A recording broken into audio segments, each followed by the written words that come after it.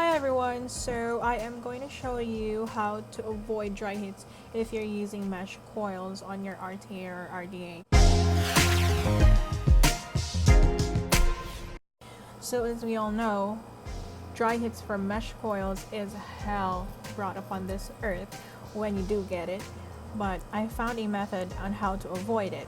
I've tried different wicking methods and different builds using mesh coils, but it's still giving me dry hits once I get to that point of a very high heat or a very high wattage. So this method will not work for everyone. If you have a mechanical mod, then you can scratch this video. This is not for you, I'm sorry. And if you're using a variable mod, it really depends on the settings in your mod. So I am using a small Nabu mod with the kylin M or the kylin M on top, and let me just unlock this. As you can see, it's on 50 watts because for me 50 watts is enough. It gives a lot of vapor and flavor. So I'm just gonna go to its settings. So here in the settings menu, you can see that I have a VW mode or a volt wattage mode. So as you can see in my settings, I have that VW mode, which is what I'm going to click on, and in that mode I have 4 settings. I have the minimum, normal, and maximum. So this 3 gives me a constant flow of wattage. Let's just say on minimum it gives me 45 watts, on normal 60 watts, and on maximum it gives me 80 watts, let's just say. So when I click the minimum mode and use that option, it will give me, whenever I click the fire button, it will always give me a 45 constant reading on my wattage. If I go down to normal, it will give me a constant 60 wattage when I hit that fire button, and on the maximum one it also gives me an 80 wattage constantly. So I like to go to VW mode.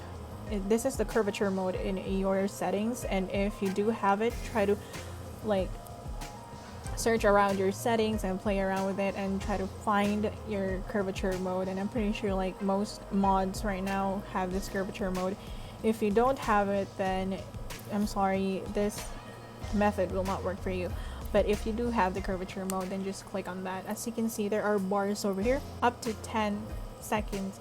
So on my first second, I place 50 watts. So whenever I click that fire button, it will start at 50 watts, and then as I go on and take the hit, within 2 seconds it will go down to 40 watts. So I have 40 watts down there, and you can change this up if you want to. You can put like 60 and then 40, or 60 and then 50 and then 30, but I like it like that.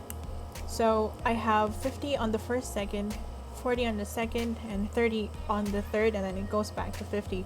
The reason why I have this setting in here is because mesh coils heat up really fast.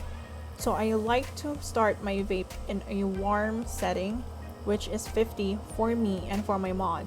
You can change it up depending on your mod. You can try it around and play around with it, whatever suits your preference. So 50 watts is the first one, first second, and then I go down to 40 because my mesh coil needs that cooldown time so it will not burn. So 50 and then 40 and then 30. So it goes down, it has this cooldown time, and then after that it goes back up to 50, and it will give me another hit of warm vapor because 40 is a fairly warm vapor, but you can feel like the coldness in it, and then 30 is a really cold vapor. Not cold, but it's not warm enough for me. So it goes back up to 50, but your coil has that time to cool down before it hits 50 again, so it will not burn your coil. So this is what I was doing for the entire day, and I did not get any dry hit within this day, and I'm loving this feature. So 50, 40, 30, 50, 40, 30 until I reach 10 seconds.